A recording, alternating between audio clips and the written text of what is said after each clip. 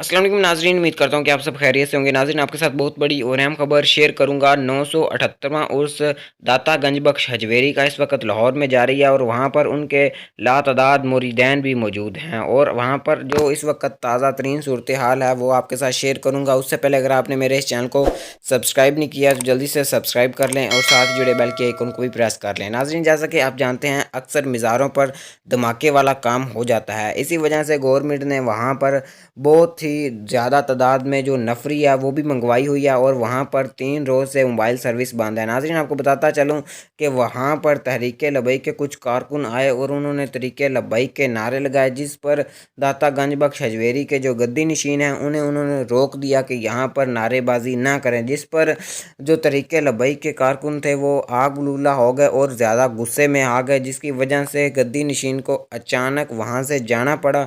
ये थी वहाँ की ताज़ा तरीन सूरत हाल और वहाँ पर जो भी जा रहा है वो SOPs के तहत अंदर जा रहा है और SOPs का बहुत ज़्यादा ख्याल भी रखा जा रहा है और अंदर कम अज़ कम लोगों को भेजा जा रहा है।